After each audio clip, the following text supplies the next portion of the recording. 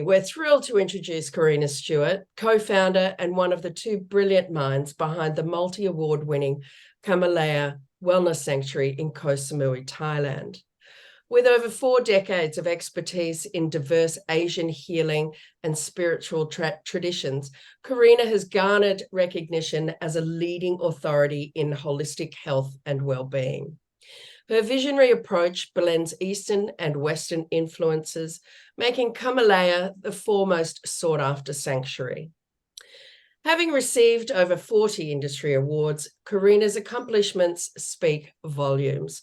Most recently, Kamalaya was named Worldwide Health and Wellness Destination of the Year 2023, and their enormously popular Embracing Change Wellness program won the Wellness Program of the Year 2022. With a master's in traditional Chinese medicine and training in various therapies, yoga, Taoist philosophy, Karina embodies a profound commitment to healing and growth. Her philosophy of food for healing has also resulted in award-winning cuisine, celebrated for its health benefits and exceptional flavors. Join us as we learn about Kamalaya's new program dedicated to women, Radiant Bliss, as well as Karina's inspiring path to founding Kamalaya, her dedication to holistic wellness, and her mission to empower individuals to discover the healing power within themselves. Welcome to Pure Health Hub, Karina. Oh, well, thank you so much, Lindy. It's a pleasure and an honor to be here. Thank you for the invitation. Thanks, Karina. It is my honor indeed. Now, as you know, I had the absolute pleasure of undertaking your 5-day Embracing Change program earlier this year. And I will go so far as to say it was life-changing. It is no overstatement. I'll be sharing my experience with our audiences going forward once we launch, but to provide them with a first-hand look, we'll do that down the track. But I wanted to today talk to you about the new wellness women's program, Radiant Bliss.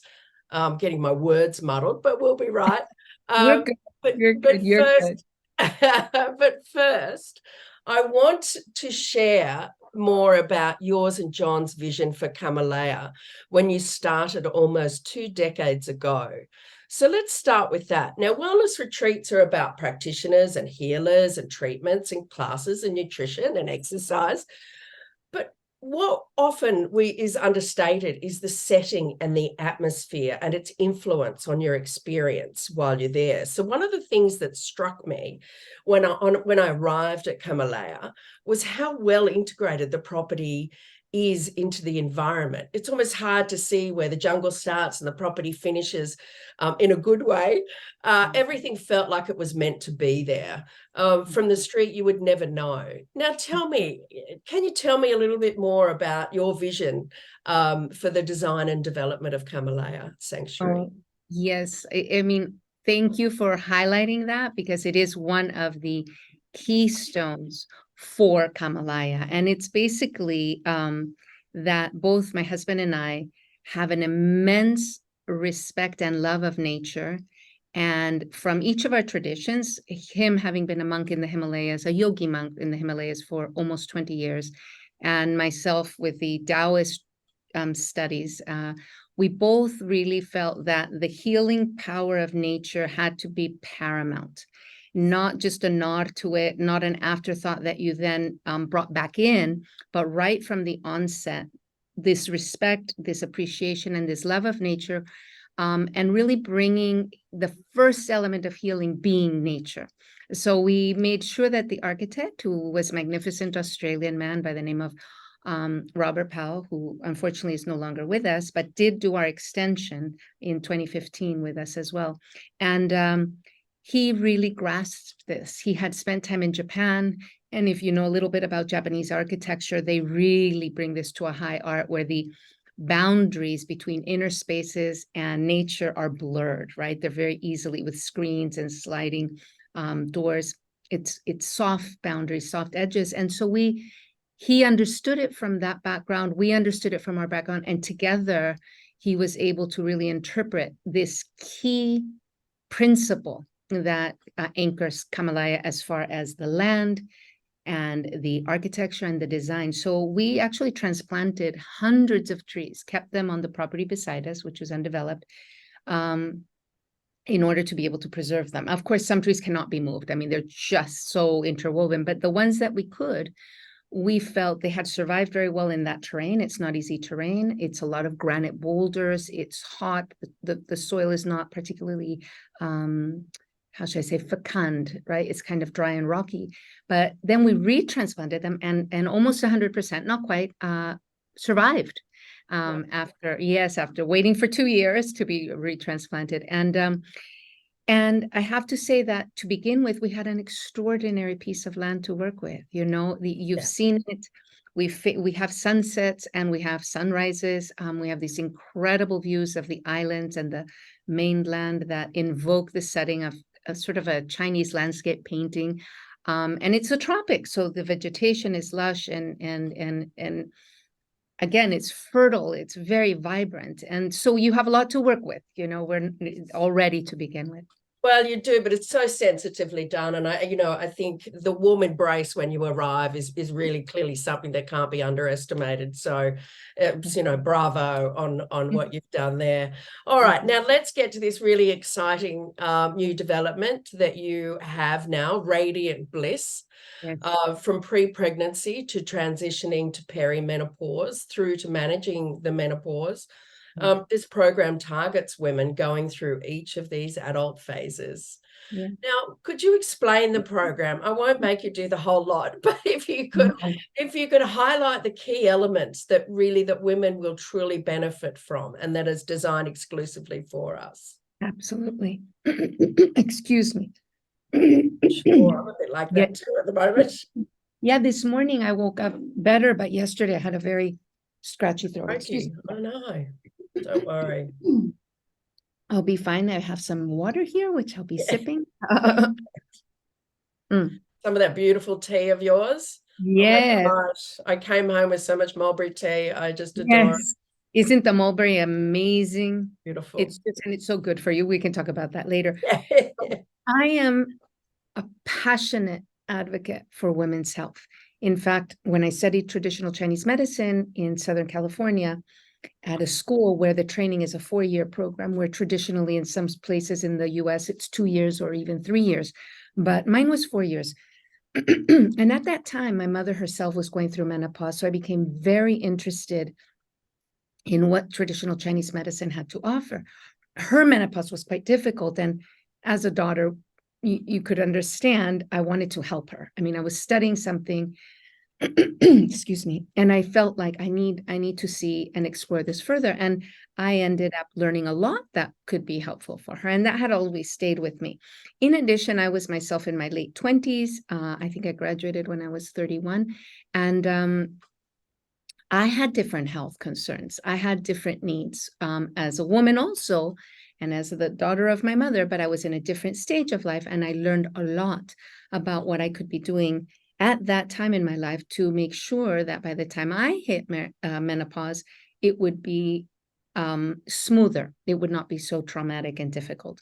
So that began my journey at that time. And I specialized in women's health and then also mental health and well-being within traditional Chinese medicine. Those became my 2 areas of expertise. And I still remain passionate about both of them. I also understood over the years that, and came to learn that Western medicine is very deficient in research that is targeting women's health specifically. Yes. So, this is something a lot of people don't seem to know, but the research in the pharmaceutical industry and in the medical industry at large is really targeting men, and usually young men of a particular ethnicity. And while that research is very important and we have huge advances, etc., it really misses 50% of the global population. Absolutely. They say, what is it, sort of 85 to 90% of medical research conducted on male physiology. That's right. So when things are not. And young men, and young men. So it's interesting. we don't need to go there. I think there are good reasons for it in terms of Yeah. our model of science. They want things that are replicatable. They want to make it as simple as possible, and women's health is anything but simple. So I understand it. It doesn't mean that research shouldn't have begun a long, long time ago. So here we are. And so I thought, well, now we have a team. We have a reputation, which is outstanding. We have an outstanding team. Without the team, I can't even begin to imagine these types of programs. And why not? And we had, of course, had a lot of interest from our travel partners around the world over the years. They particularly were interested in menopause, but I didn't want to focus only on menopause. I really felt like young women, and I wish I had learned even more when I was younger, have so much to learn to look after themselves that will make such an impact on their entire life, Yes. physically, emotionally, and mentally. And so we decided to launch this, the Radiant Bliss program that's really focused on women's health. Now, we are known for personalization, and this program in particular has to be very personalized, because if a woman is in the first phase of her life, which are her fertile years, Yeah. which whether or not she wants to have a child, having a healthy cycle and rhythm at that time in life is extremely important. And knowing what to do in each stage of the cycle, how to look after yourself, because there are different phases throughout, and you need different things at different times. That's the first phase. Then there's a second phase, which is perimenopause, usually 40 to 50. It's not always, but roughly. And then menopause, which is again roughly 50 and beyond and beyond. So the last phase is beyond menopause also. It's not just menopause. Oh, Yeah. And right. so each woman coming on this program, of course, is in a different stage of her life cycle.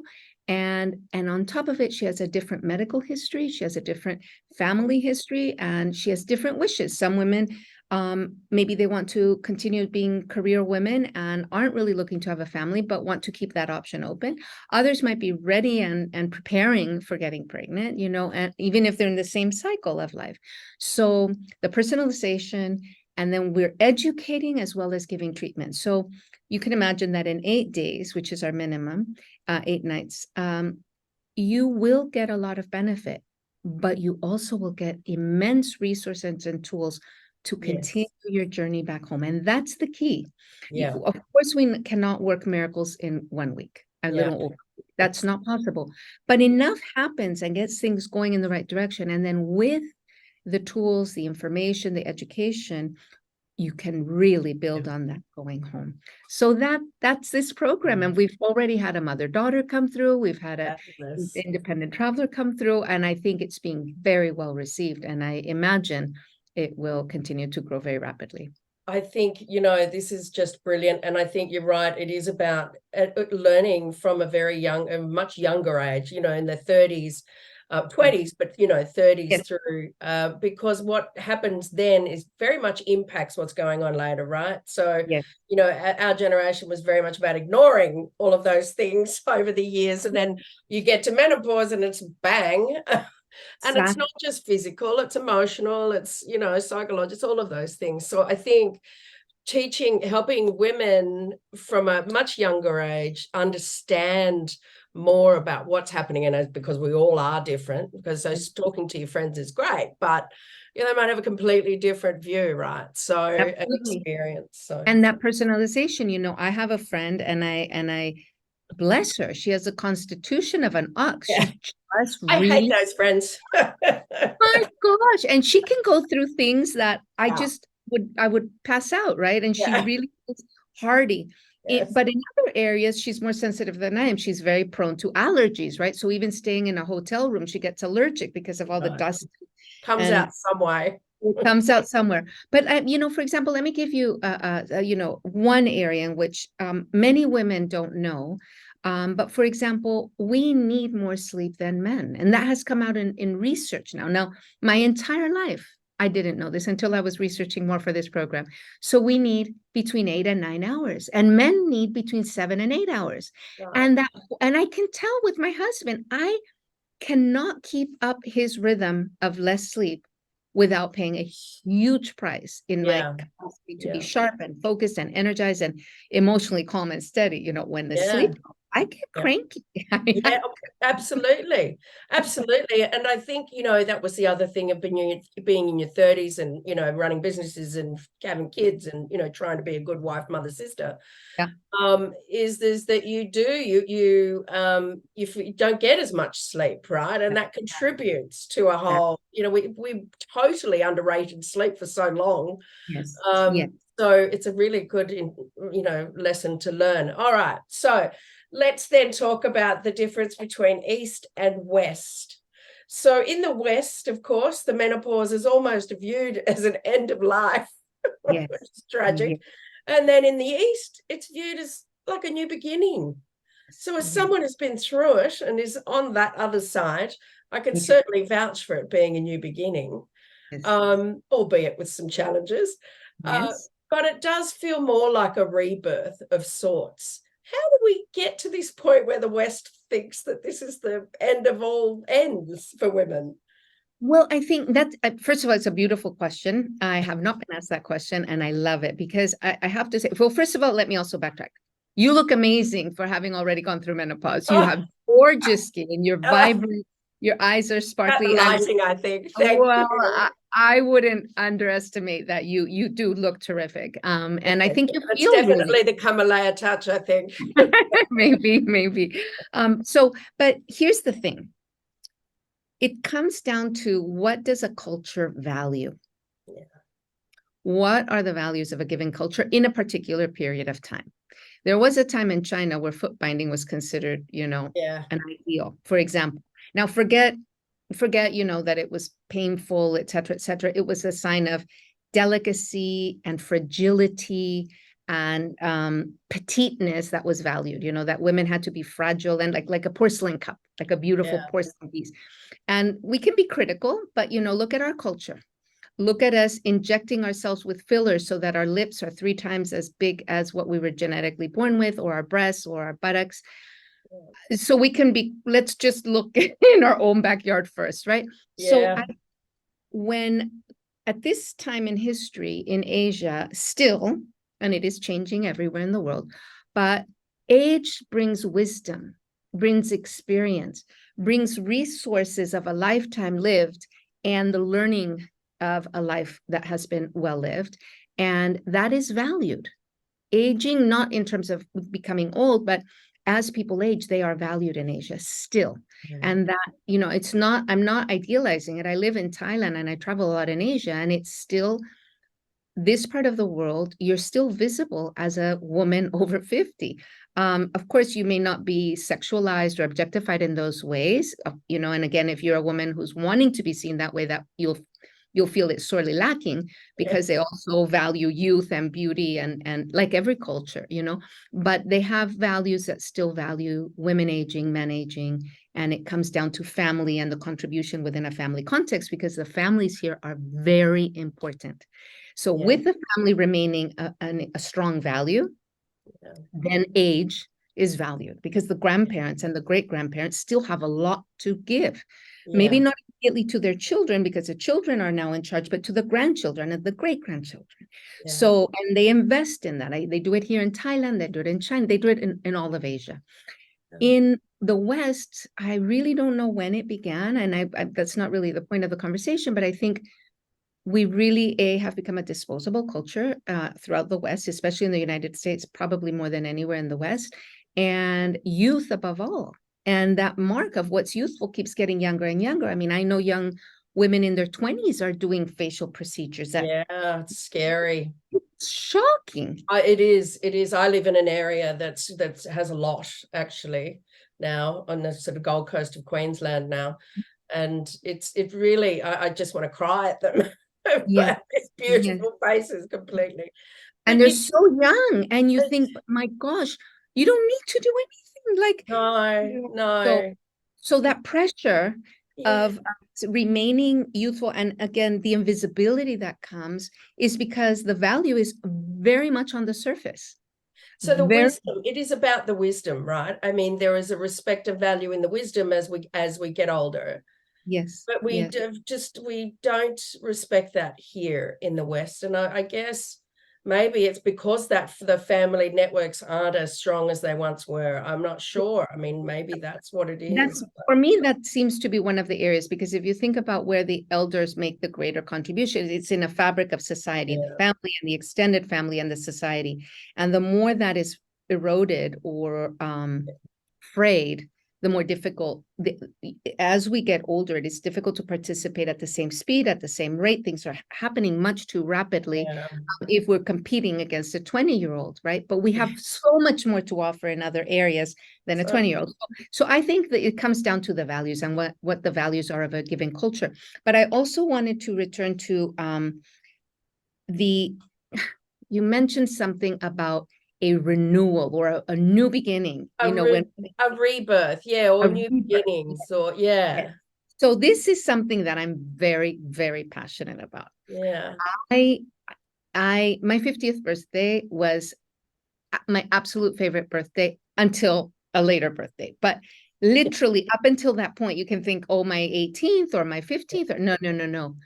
And the reason was because, and it wasn't something I had to force myself to think, it arose naturally, for which I'm grateful, which was, oh my gosh, I've been alive half a century.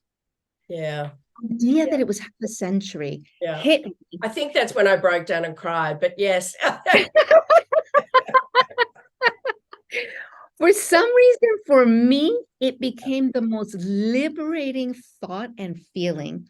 And I had this clear sense of, I have done it for others. Yeah. Now I get to start doing it for me. Right. And exactly. Yes. And so this is what I want to highlight based on what you said. This rebirth is menopause is, yes, it's a time when our hormones are going to shut down. Yeah. And then women have options. They don't have to just grin and bear it. They can go with, homeopathy and naturopathy and functional medicine, or they can also opt for traditional Chinese medicine with a specialist who can give them herbs for the long term, or bioidentical hormones. Now, I've done many of those options. I do take bioidentical hormones, and I'm very grateful that they exist. I don't particularly support synthetic hormones, but the bioidentical hormones, it's a completely different story. So you can get the support you need. But here's the thing. It's still this incredible opportunity where you're closing a whole life chapter, which was all in preparation biologically, socially, and historically for family, for really giving of yourself for that family. But now you can bring some of that energy back for you and actually go through a metamorphosis and a rebirth. And I've seen it, I've had it, and it's phenomenal. It's so beautiful. Yeah. And I think that's right. I think that is the whole key, and which is certainly after my time at Kamalaya. And I'm not overstating this, everybody, by the way. I think when I started Pure Health Hub, which is about bringing holistic health, so wellness and medicine and science and nature together to help women, in that 40+ age group. But I think for me going there, which I've kind of felt I was on this whole rebirth thing. And then when I was able to get this weight off my shoulder, it really felt like that rebirth and a completely new beginning coming out, like the little butterfly. So I think you're right. I think we seem to want to be taking on so much when we're young and we're in our 20s, and then it's families or not, but we usually, keep moving and moving. And then we get sort of 50 and go, well, hang on a minute, now's the time to really focus on me, whether I go painting or start those creative arts and things that we do. Yes. And I think this is where perhaps, when I think about menopause and post-menopause, particularly, the key is vitality, right? Yes. So, or joie de vivre. We have our creaks and our aches and all those sorts of things, but our mindset comes in and out often throughout our lives. And I think that can be quite crippling if we end up in this mindset that stops us, whether it's fear or whatever that might be. Would you agree with that? Do you think that our mindset is primarily what we need to work on to enable us to sort of move? I would like to say that, again, mindset is one of those key pillars throughout our life, because I know people that have phenomenal health and are youthful and have the money to do pretty much anything. They have freedom, but their mindset has them living in a cage. And Yeah. I have experienced it myself at different stages of Yeah. my life. I mean, I'm not immune to it at all, where objectively everything in my life was good, but Yeah. internally my own limitations, my own golden cage that I created for myself of why I couldn't do certain things and what was possible and what was not possible, affected and limited and restricted me. And even as I was transitioning into 50, you know, as you see your body change, as you experience that you look different, you know, and initially noticing that I became more invisible, it was really, you know, it was not comfortable. It was No. not a comfortable feeling. And again, until I started not reframing, but working with that expectation of something that had always been, that I hadn't sought, but Yeah. that had always been there. So I took it for granted. And then Yeah. it was there and it was a big adjustment. And I thought, well, but since I never was seeking it, why is it bothering me? Like, what Right. difference is it? And I had to work with that. What was it really about? And once I did, and again, set myself free, it doesn't, I don't even notice it. I don't even notice if I am being seen or I'm Yeah. not being seen. It's, did I become invisible? Maybe. I don't know anymore. But initially, it was a, Initially, I found exactly the same thing. I mean, I right? was a bit offended, I must say. Of But I think course. do get into the swing of all of that doesn't matter. And I Yeah, mean and that genuinely, yes, it you doesn't know. matter. And you don't you find you have so much greater freedom to really do it your Absolutely. way now? Like so Absolutely. it's very freeing. It just Yeah. depends what the mindset is, you know. Some Yeah. women choose to do everything they can to try to remain the way they were at a certain time. I find that very confining. It's okay to Yeah. look after ourselves. I think it's necessary to look after ourselves, but every woman has to see, is she being driven by ghosts or is she doing it as self-love and self-care? And that's a fine line each of us has to find for ourselves, you know. But that's the question we should be asking, right? That is really the defining question. Are we Yes. doing it? What reasons are we doing this for? So I agree. Yeah, the mindset is really critical, and we do go through those fluctuations throughout the years. I mean, you know, all sorts of things happen to us, and you know, we and we need need a group. and we need to look at that. We need support, you know. I know that you worked with our mentors in the Embracing Change Yeah, program, and brilliant. I want to talk about them. Yeah, Yeah, and some people do therapy or have met, you know, counselors back home. We it's our minds are really not able to see what they cannot see. It cannot see itself, the mind, often, unless you have very, very thorough and deep training. So finding someone that can help you, who's very well trained yeah, in this, is an yeah, invaluable resource, especially when we go through big periods of change and transformation. yeah.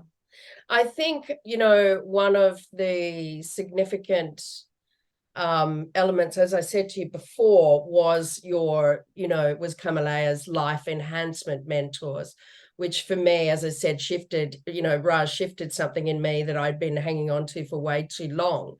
But I was wasn't quite sure, because they're a life enhancement that's unique, obviously, to Kamalaya, right? Yeah. And everything else was just magic. All of the other treatments and acupuncture and meditation and those classes and things were unbelievable. But these mentors, what is their background? I mean, are they, where do they get? They're like little angels that come out of somewhere. Now, what? Tell me about that. Yes. Tell me So about them. they are angels in human form. Yeah. They each of them had a calling. So they started as a vocational calling from a young age to study the deeper spiritual, philosophical traditions of Hinduism. Now, Hinduism is the root of Buddhism.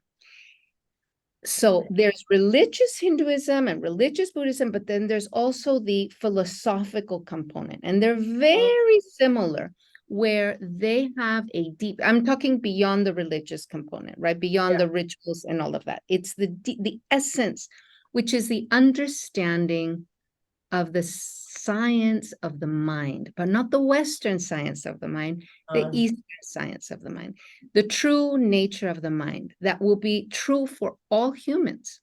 Right. Yeah. That's why you can come from any culture in the world and work with a mentor that has been trained to really understand the nature of the mind, and you will get insight into yourself. They also don't pretend in any way to have the answers for you. No, and it wasn't about that. No, It enabled me to take a long look and enable me to process things that needed to be processed. So it was just a safe place, but also a wise word, right? Yes, yes. Someone who knows that was oozing. Yes, yes. So when you have that training, and each of them started young. So cumulatively, there's 4 of those mentors. They're all from the same background in South India. There's 3 are men and 1 is a woman. And basically, cumulatively, they each were there 12 years or more. Raj, for example, was there much, much longer. And then at a certain point, some in their late 30s, some in their 40s, decided that they wanted to go back into the world. Now, my husband was in a setting like that for 16 years in the Himalayas, and then came back into the world, right? So, but they were trained deeply in the understanding of human nature, but especially the nature of the mind. So helping us, helping you, helping me see what we do with our own process internally with the mind and the emotions that it provokes and the actions it leads to. That is their gift, and they do it with incredible patience and incredible kindness and compassion. And if I define compassion, it's a warm-heartedness. They're very gentle, they're not confrontational, they're not bullying you into seeing something they want you to. But equally, they're not overly pampering, right? They're realistic about stuff. Initially I'm like, and I thought, hang on, get a grip. So there was not this sort of sycophant kind of thing. It wasn't, it was very pragmatic and very, but in a warm, nurturing way. Yes. Supportive way. So, I mean, congratulations on incorporating this element into what you do there at Kamalaya. It certainly was an extraordinary experience for me, and I look forward to being able to share that with our clients as well.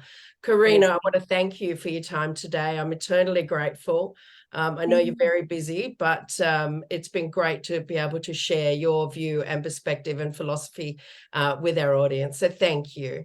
Thank you so much, Lindy. Pleasure.